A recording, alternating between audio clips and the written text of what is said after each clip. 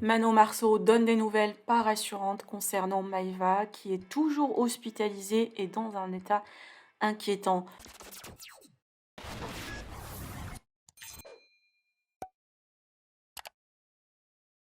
Maïva Genam souffre d'une infection dans le sang et hospitalisée depuis 3 jours. Elle a enchaîné plusieurs traitements à base d'antibiotiques et la situation s'empire avec un pic d'infection et de fièvre. De nouveaux examens ont eu lieu aujourd'hui, un scanner plus IRM pour savoir où se situe l'infection. Manon et Lily Dubaï sont à son chevet. La femme de Julien s'est exprimée longuement sur l'état de Maïva et demande aux internautes de prier pour elle. La Marseillaise reste très affaiblie et ne tient pas debout, sans aucune énergie. Elle est alitée et dans une chaise roulante. Sa maman va arriver très prochainement pour l'accompagner. Tout le monde reste inquiet pour la santé de Maïva. Bon rétablissement à elle. Je vous laisse avec les stories de Manon. Que pensez-vous? Partagez avec moi vos avis en commentaire et n'oubliez pas de liker la vidéo et de vous abonner à la chaîne. Elle gère tout. De comprendre exactement ce qui se passe, quoi. Je l'aime trop. Et puis j'aimerais vraiment que tu penses à prendre une assurance. Elle est en train de me gérer tout ça. Bosser les papiers de l'assurance. Comme ça la prochaine fois t'éviteras de... Ah ouais, ça va revenir cher, mais c'est pas grave. Ma santé avant tout. Oui, ça c'est sûr. Mais bon, t'es mieux avec une assurance. Ouais. Si j'avais su à Bali, je t'en aurais fait une. Bon, le bébé, Lily elle est partie à la maison. Elle m'a ramené des affaires, elle m'a ramené mon peignoir. Je suis frigorifiée. On a pris plein d'affaires. Voilà, on a pris plein d'affaires. Et j'étais en bas et je les ai croisées par hasard. Elles m'ont pas reconnue. Ah ouais, c'est qui cette folle? Regardez comment je suis. Et là, finalement, le médecin, il a dit, comme ils m'ont fait la radio, c'est du titanium que j'ai dans le pied. Donc, du coup, je peux faire une IRM. Tu vois, là, j'explose pas. Je suis congelée, le bébé. Il coule, j'ai la fièvre qui recommence à monter. J'ai mal à la gorge. Je regrette pas d'être venue. Ok, c'est où l'ascenseur? C'est là. Elle voulait rentrer chez elle. Et puis elle était vraiment déterminée à rentrer chez elle. Donc carrément le docteur il arrive 2 minutes après que j'arrive et il lui dit bon bah du coup vous voulez toujours rentrer chez vous. Et j'ai parlé avec le docteur et en fait le docteur il voulait pas la laisser partir quoi. À partir du moment où tu as de la fièvre et que tu as une infection, on signe une décharge pour partir. Et le médecin genre à la base il était pas du tout d'accord, il était à 100% pour qu'elle reste quoi. Donc du coup heureusement avec ses copines, on a réussi à la convaincre. C'est cool, elle est bien entourée, la même. Je suis contente, elle n'était pas toute seule. On a réussi à la convaincre de rester, qu'en fait, il n'y avait pas le choix. Donc voilà, elle a commencé à faire une petite crise d'angoisse, à pas vouloir rester, un peu à péter les plombs.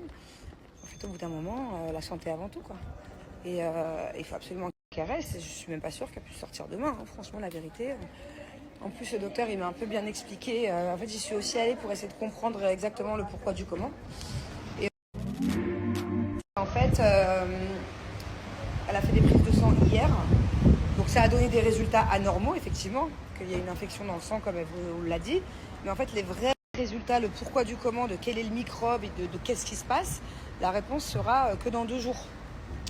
Donc, en attendant, tant qu'il n'y a pas vraiment la réponse et qu'elle continue d'avoir de la fièvre,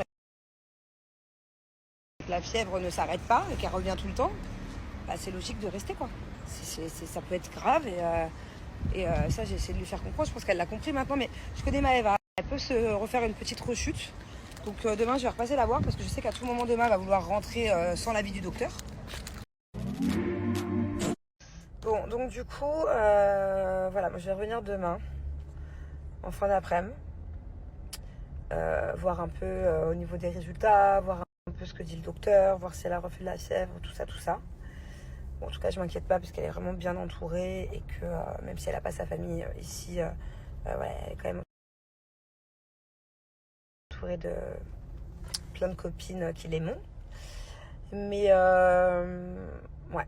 Après, le truc avec Maëva, c'est que je la connais d'un seul coup, elle peut vriller. Ah non, mais c'est bon, je veux rentrer chez moi, coûte que coûte. Donc voilà, j'ai prévenu Lily qui est avec elle que si elle revrille un peu comme ça, qu'elle me prévienne. Je reviendrai lui faire une petite leçon de morale gentiment, mais c'est pour son bien. Hein. C'est pour son bien. Je sais que personne ne kiffe être à l'hôpital. C'est des personnes qui supportent vraiment pas. En l'occurrence, Maëva ne supporte vraiment pas, mais au bout d'un moment, t'es toujours mieux soigné à l'hôpital qu'à la maison, quoi. Et puis les antibiotiques, ça marche beaucoup mieux quand c'est en intraveineuse, quand c'est une infection importante comme celle-ci, que quand c'est en cachet. Je voulais lui remonter le moral et venir avec Bubu et Thiago demain, mais ouais, on m'a dit que c'était pas une bonne idée, parce que c'est vrai que souvent dans les hôpitaux, il y a des microbes, il y a des virus.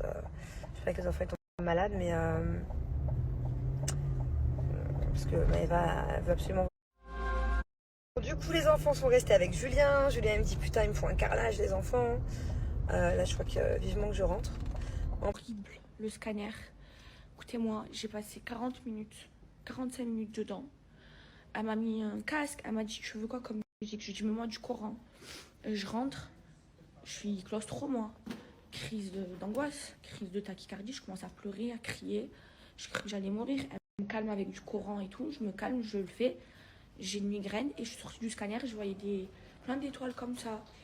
En fait, plein de bruits dans mes oreilles, des bruits bizarres et tout. Et là, je me sens trop patraque, je guéris pas du tout. Et là, Inch'Allah, j'ai le résultat du scanner dans 1 heure. On va voir d'où vient cette infection du sang, et comment la traiter, et voilà. En tout cas, vous inquiétez pas, je suis dans le meilleur hôpital de Dubaï. Et voilà, j'ai de la fièvre, je guéris pas, j'en peux plus, j'en ai marre. Mais je n'arrive même pas à faire la prière ou à me laver. Vous savez, depuis que je rentre à l'hôpital, je me suis lavée que en bas. Je n'ai pas fait de douche, je n'y arrive pas. Même pas à prier, mes bébés. Plus de force. J'ai jamais été comme ça de ma vie. Je vous jure ça, je le souhaite à mes pires ennemis. Ah mais vraiment, je leur souhaite. Oh là là, c'est une essaye de rester positif. En fait, ce qui m'a triste, c'est que, regardez, aujourd'hui, on est le 4, c'est l'anniversaire de ma mère. Demain, on est le 5, c'est l'anniversaire de Mama Tucci.